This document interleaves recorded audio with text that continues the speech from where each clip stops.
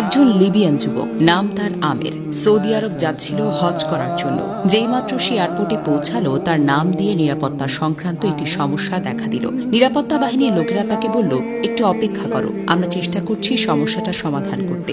এই সময় অন্য সব হাজিরা তাদের প্রক্রিয়া শেষ করে প্লেনে উঠে পড়ল, আর প্লেনের দরজা বন্ধ হয়ে গেল। কিছুক্ষণ পর সমস্যা ঠিক হয়, কিন্তু পাইলট দরজা খুলতে রাজি হলো না। প্লেন চলতে শুরু করলো এবং আমেরকে ফেলে রেখে উড়ে গেল। অফিসার তাকে সান্ত্বনা দিয়ে বলল, মন খারাপ করো না, হয়তো এটা তোমার ভাগ্যেই ছিল না। কিন্তু আমিরের জন্য ছিল অটল বিশ্বাস।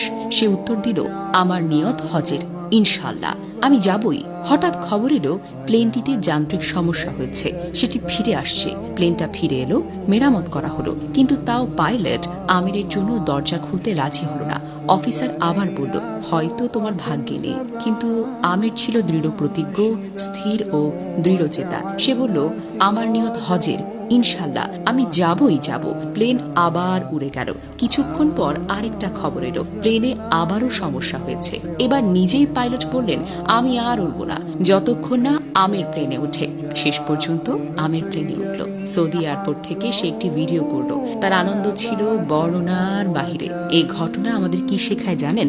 নিয়ত যদি হয় খাঁটি আর ঈমান যদি হয় পর্বতের মতো অটল, তাহলে আল্লাহ এমন দরজা খুলে দেন যা মানুষ কল্পনাও করতে পারে না।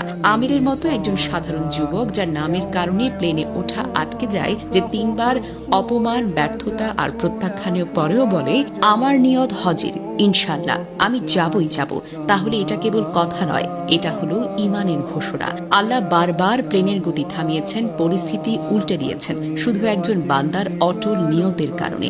এটাই হলো ঈমানের শক্তি। আল্লাহ নিজেই বলেছেন, যে আল্লাহকে ভয় করে তিনি তার জন্য উত্তরণের পথ করে দেন। সূরা তালাক আয়াত সংখ্যা 2। আল্লাহ যার জন্য যা চান তার জন্য সহজ করে দেন। সূরা আলা আয়াত 8। তাই আমাদের উচিত পথ যত কঠিন হোক বিশ্বাস হারানো নয়, বরং আরো বেশি দোয়া, আরো বেশি দৃঢ়তা। ফলাফল নয়, নিয়ত ঠিক করাটা জরুরি, কারণ নিয়ত খাঁটি হলে ফলাফল আপনা আপনি চলে আসবে।